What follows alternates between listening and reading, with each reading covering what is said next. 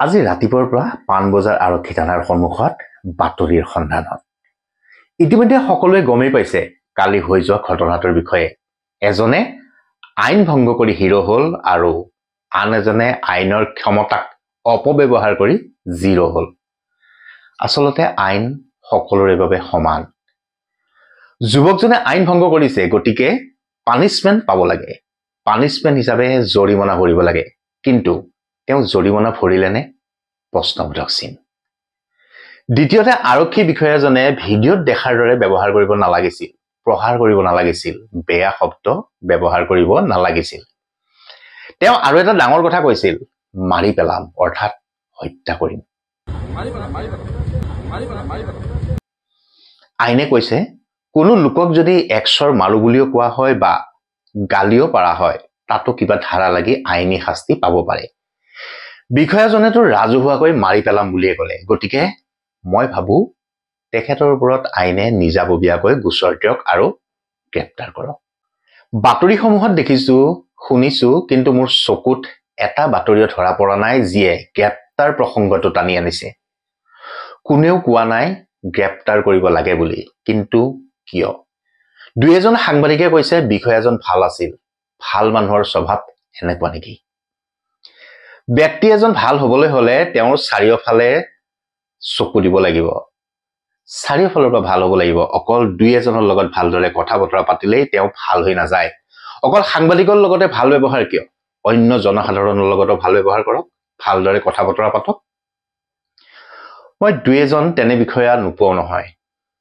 আমি যেতিয়া নিউজ কৰিবলৈ যাওঁ দুজনে মিলি এটা টিম হৈ যাওঁ, কিন্তু বিষয়াজনে গুৰুত্ব অকল এজনকহে দিয়া দেখো, অৰ্থাৎ সাংবাদিকজনক। ভিডিঅ' সাংবাদিকজন ক'ৰবাতে থাকি যায়। যেনে ভিডিঅ' সাংবাদিকজনৰ লগত কথা পতা মানে তেওঁ চোৱা যাব, ভিডিঅ' সাংবাদিকজনৰ লগত কথা পতা মানে ধৰ্মভ্ৰষ্ট হ'ব। মোৰ বৰ্তমান বয়স 49। মোক সম্বোধন কৰে তই তই, আৰু মোৰ লগৰ সাংবাদিকজনৰ বয়স 30, 35, 40। তেওঁলোকক সম্বোধন কৰে আপুনি বা তুমি। এয়া উদাহৰণহে দেই। আৰু দুই এজনৰ কথা কৈছো, সকলোকে সাঙুৰা নাই, দুই এজন আৰক্ষী বিষয়াৰ কথাই কৈছো। সকলো আৰক্ষী বিষয়া তেনেকুৱা নহয়, সকলো সাংবাদিকো তেনেকুৱা নহয়, সকলো মানুহ একেই নহয়। প্ৰত্যেক মানুহৰ মাজতে বিভিন্ন ধৰণৰ বিভিন্ন কথা বতৰা থাকে। ঠিক এই আৰক্ষী বিষয়াজন, এই আৰক্ষী বিষয়াজনে যোৱাকালি যিটো কৰ্মকাণ্ড কৰিলে, সেই কৰ্মকাণ্ডৰ কাৰণে গোটেই আৰক্ষী বিভাগটো আজি ডুবিব লগা হৈছে। সকলোৰে পৰা কথা শুনিব লগা হৈছে এজন আৰক্ষী বিষয়াৰ কাৰণে। আৰু মই নকওঁ যে অকল এজনেই আৰক্ষী বিষয়া এই বিভাগটোত আছে, এনেকুৱা আৰু 2-4জন আছে। সকলো নহয়, মই বাৰ বাৰ সেইকেইটা কথাকে কৈ আছো, সকলো নহয়। দুই এজন আৰক্ষী বিষয়া আছে, সেই দুই এজনৰ কাৰণে গোটেই বিভাগটো বদনাম হৈ গৈ আছে। কথা পাতক না, কথা পাতিলেতো ক্ষয় ক্ষতি নহয়, ভালদৰে মৰমত কথা পাতক। খঙো কৰিব লাগিব, সময় আহিলে খঙো কৰক, সময় আহিলে মাৰকো। কেতিয়াবা আমি কিছুমান ভিডিঅ'ত দেখো মাৰে, জনসাধাৰণে তাৰ উত্তৰো দিয়ে আৰক্ষী বিষয়াজনে ভাল কাম কৰিছে, আৰক্ষী বিষয়াজনে আৰু দুটামান কিয় কোব নিদিলে। সেইটো চিটুৱেশ্যনৰ ওপৰত ডিপেণ্ড কৰে যে কোনটো চিটুৱেশ্যনত কেনেকে আৰক্ষীয়ে কেনেদৰে ব্যৱস্থাটো লৈ যাব লাগে, সেই বস্তুখিনি আৰক্ষীজনে জানিব লাগে। যোৱাকালিৰ দৃশ্যটো সামাজিক মাধ্যমত ভাইৰেল হৈ আছে, বহুতে বহুত ধৰণৰ কথা কৈছে। সকলোৱে সেই ভিডিঅ'টোৰ কথা গম পাইছে, সকলোৱে আৰক্ষী বিষয়াজনৰ কথা গম পাইছে, সকলো ল'ৰাজনৰ বিষয়ে গম পাইছে। গতিকে মই আৰু দ্বিতীয়বাৰ সেই কথাটো আৰু কৈ থাকিলে একো লাভ নাই। কিন্তু আৰক্ষীজনৰ ভুল আছিল, সেইটোও কিন্তু মানিব লাগিব। ল'ৰাজনৰো ভুল আছিল। ল'ৰাজনে নিয়ম উলংঘা কৰিছে, নিয়ম উলংঘা কৰি তেওঁ নো এন্ট্ৰি দি সোমাই গৈছে, কিন্তু তাৰ জৰিমনা হিচাপে ল'ৰাজনে ভৰিব লাগিছিল। কিন্তু সেই ল'ৰাজনে সেই জৰিমনাটো ভৰিলে নেকি? most probably হয়তো জৰিমনা ভৰা নাই, কিন্তু ভৰিব লাগিছিল। আইন যিহেতু সকলোৰে বাবে সমান।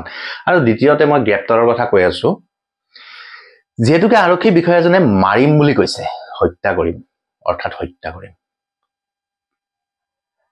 থাপ্পৰ মাৰিলে গালত হাতখন লাগিলে যে থাপ্পৰ মাৰাটো নহয়, থাপ্পৰ মাৰিম বুলি ক'লে সেইটো মাৰাই বুজায়। গতিকে তেওঁ তেনেকে মাৰিম বুলিয়ে কৈছে। গতিকে মই ভাবো এই আৰক্ষী বিষয়াজনক গ্ৰেপ্তাৰ কৰিব লাগে। কোনো এতিয়া ওলাই অহা নাই এজাহাৰ দিবলৈ। আৰক্ষীৰো এটা নিজা কথা থাকে, আইন কানুনতো যিবোৰ কথা থাকে নিজাববীয়াকে এজাহাৰ দাখিল কৰিব লাগে। যদি সঁচাই আৰক্ষী বিষয়াৰ সেই সততা আছে, মই ভাবো এই আৰক্ষী বিষয়াজনৰ ওপৰতো নিজাববীয়াকে ব্যৱস্থা গ্ৰহণ কৰি গ্ৰেপ্তাৰ কৰক, গ্ৰেপ্তাৰ কৰি সোধা পোছা কৰক, তেখেতক থানাৰ লকআপলৈ লৈ আনক। থানাৰ লকআপত নানিলে এইটো কোনো ধৰণৰ আইন সমান বুলি আমি ক'ব নোৱাৰিম। যেতিয়ালৈকে তেওঁক গ্ৰেপ্তাৰ কৰি থানালৈ আনি তেওঁক সোধা পোছা কৰি, পিছৰ কথাটো পিছত, কোন অপৰাধী কোন নিৰ্দোষী আমি নাজানো। ভিডিঅ'টোত যদিও জল পটপটকে দেখা গৈছে, তথাপিও মই নকওঁ, যিহেতু এখন ন্যায় আছে, আইন আদালত আছে, গতিকে ময়ো সেইটো কোৱাটো ভুল হ'ব। কিন্তু আৰক্ষী বিষয়াজনক গ্ৰেপ্তাৰ কৰি আনি সোধা পোছা কৰাটো দায়িত্ব আৰক্ষী বিষয়াৰ। আৰু লগতে মই প্ৰসংগ উল্লেখ কৰিছোৱে, সকলোকে সমান চকুৰে চাওক। আমি দুজনে এটা টিম হৈ ওলাই যাওঁ, অকল সাংবাদিকজনকে কিয়, কেমেৰা পাৰ্চনজনৰ লগতো কথা পাতক। ভিডিঅ' জাৰ্নেলিষ্ট যিজন লগত যায় কেমেৰাটো লৈ, তেখেতক সহজ ভাষাত, সৰল ভাষাত, শুৱলা ভাষাত ভিডিঅ' জাৰ্নেলিষ্ট বুলি কোৱা হয়। যেনেকে ময়ো এজন ভিডিঅ' জাৰ্নেলিষ্ট। আমাৰ লগতো কথা পাতক, আমাৰো ক'বলগীয়া থাকে, আমাৰ লগতো আলোচনা কৰক আপোনালোকে। অকল মোৰ লগত যোৱাজনৰ লগত কথা পাতিব, মই সেইফালে থাকিম বা মোক আপুনি গুৰুত্ব নিদিব, তেতিয়া মোৰো মনত অলপ বেয়া লাগি যাব। আপোনাৰ প্ৰতি বা গোটেই বিভাগটোৰ প্ৰতি সেনেকেই বেয়া ভাৱ এটা জন্ম হৈ যায়। গতিকে সকলোকে সমান চকুৰে চাওক। এতিয়া বহুতে কৈ আছে, বহুতেও নহয় দুই এজনে কৈ আছে, সেই আৰক্ষী বিষয়াজন ভাল। ময়ো নকওঁ বেয়া বুলি, কিন্তু যদি মোৰ লগত ভালকে কথা পাতিলে হয়, সেই দুই এজনৰ লগত যেনেকে কথা পাতে তেনেকে যদি মোৰ লগতো কথা পাতিলে হয়, তেতিয়া ময়ো হয়তো তেওঁক ভাল বুলি বা চাৰ্টিফিকেট দিব পাৰিলো হয়, বা মই তেওঁৰ কথাটো গম পালো হয়। কিন্তু নাই, তেওঁ চিলেকশ্যন কৰিবলৈ মানুহ কিছুমানৰ লগত কথা বতৰা পাতে। এই চিলেকশ্যন বস্তুটো এৰক, সকলোৰে লগত কথা পাতক, সকলোৰে লগত কথাৰ আদান প্ৰদান কৰক, ভাৱধাৰাবোৰ তেনেকেই বহল ভিত্তিত প্ৰচাৰ হ'ব। আপোনাকো জানিব, আমাকো জানিব, জনসাধাৰণকো জানিব। আজি মই আৰক্ষী আয়ুক্ত দিগন্ত বৰা ছাৰৰ কথাই ক'ব গৈছো। দিগন্ত বৰা ছাৰ কি, তেখেতৰ হেৰিটো কি নাজানো, তেখেতে কি কৰে কি নকৰে, 2 নম্বৰীয়া কৰে 1 নম্বৰীয়া কৰে, সেইবোৰ কথা নাজানো, কিন্তু তেখেতে সকলোৰে লগত ভাল ব্যৱহাৰ কৰে। আৰু সেই ভাল ব্যৱহাৰ কৰে কাৰণেই আমি সকলোৱে গম পাওঁ তেখেত এজন ভাল আৰক্ষী বিষয়া। আমাৰ লগতো কথা পাতে। তেখেতে ভিডিঅ' জাৰ্নেলিষ্ট, কেমেৰা পাৰ্চন বুলি হেৰি নকৰে, কথা নাপাতা নহয়, সকলোৰে লগত কথা পাতে। আৰু সেইকাৰণে সকলোৱে তেওঁক ভাল পায়। ইভেন জনসাধাৰণৰ প্ৰতিজন নাগৰিকেই তেখেতক ভাল পায়, কাৰণ তেখেতে সকলোৰে লগত কথা পাতে, সকলোৰে কথা শুনে। আৰু ময়ো এতিয়া অনুৰোধ কৰিম, এই আৰক্ষী বিষয়াসকলক, যিসকল আৰক্ষী বিষয়া আছে, তেওঁলোকে সকলোৰে লগত সকলো ধৰণৰ সমান ভাৱধাৰালৈ কথা পাতক, সকলোৰে কথাৰ বুজ লওক, সকলোৰে মনৰ কথাবোৰ জানি লওক। দুই এজনৰ লগত নহয়, দুই এজনে সলনি কৰিব নোৱাৰে, গোটেই জনসাধাৰণে সলনি কৰিব পাৰিব। গতিকে জনসাধাৰণৰ লগত ভাল ব্যৱহাৰ কৰক। আজি এই যিজন আৰক্ষী বিষয়াৰ কথা ক'বলৈ কৈ আছো, ভাৰ্গৱ, তেখেতক বহুত ধৰণৰ নিউজত আমি লগ পাইছিলো। বিভিন্ন ধৰণৰ নিউজত, বিভিন্ন ঠাইত, স্থানত তেখেতৰ এনেকুৱা ধৰণেৰে ব্যৱহাৰ দেখিছো।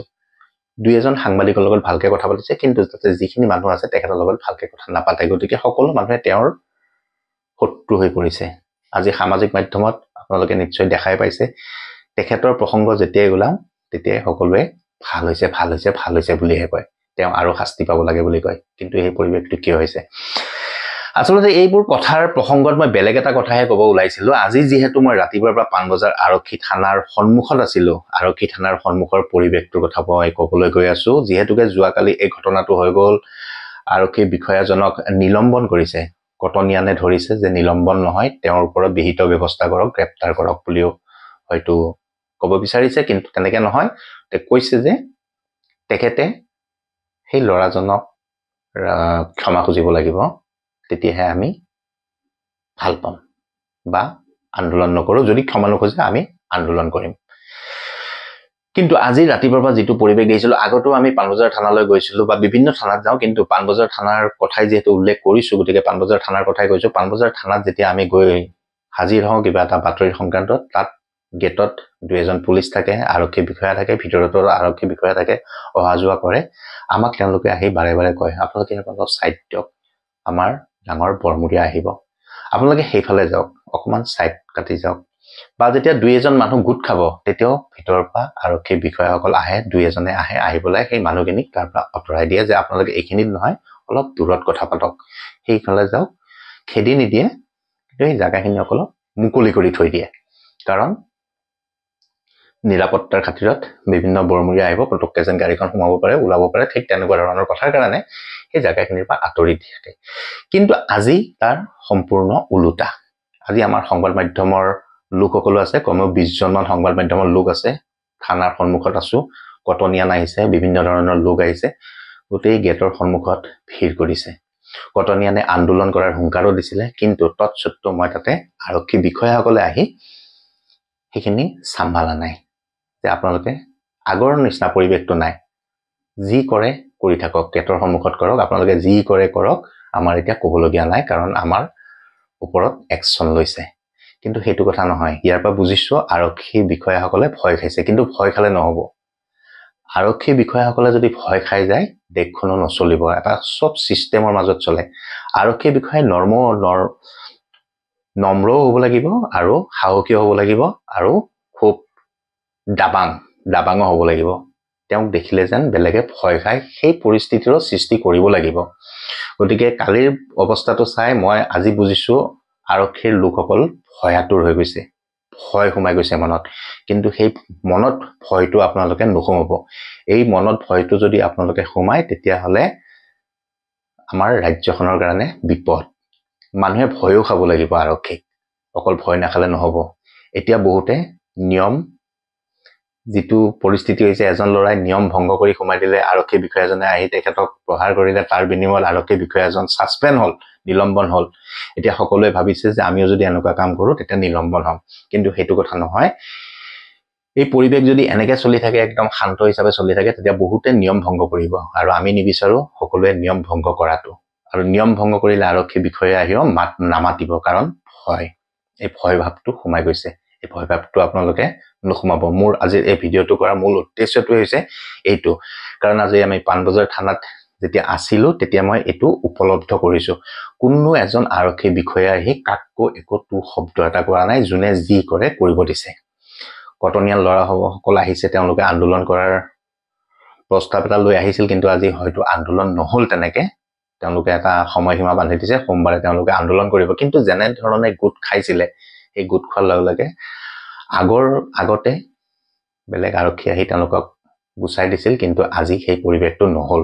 মই ভাবিছো হয়তো আৰক্ষীৰ লোকসকলে ভিতৰত যিটো থানাত কৰ্মৰত হৈ আছে বিষয়াসকল, তেওঁলোকে ভয় খাইছে। কিন্তু ভয়, এই ভাৱটো আপোনালোকৰ মনলৈ যদি আনে তেতিয়াহ'লে আমাৰ কাৰণে বিপদ, আমাৰ ৰাজ্যৰ কাৰণে বিপদ, দেশৰ কাৰণে বিপদ। গতিকে ভয়টো আপোনালোকে নানিব, এইটো মোৰ বিনম্ৰ অনুৰোধ। সৰু সুৰা ভুল সকলোৰে হয়, সেই আৰক্ষী বিষয়াজনৰো হৈছে, ল'ৰাজনৰো হৈছে। কিন্তু ডাঙৰ প্ৰশ্ন, সেই ভয়টোৰ কাৰণে সেই ল'ৰাজন, যুৱকজনৰ জৰিমনাটো ভৰা নাই নেকি? যুৱকজনকো জৰিমনাটো ভৰাওক, কাৰণ তেওঁ আইন উলংঘা কৰিছে। আৰু আপোনালোকৰ সেই মনৰ পৰা ভয় ভাৱটো গুচাই দিয়ক।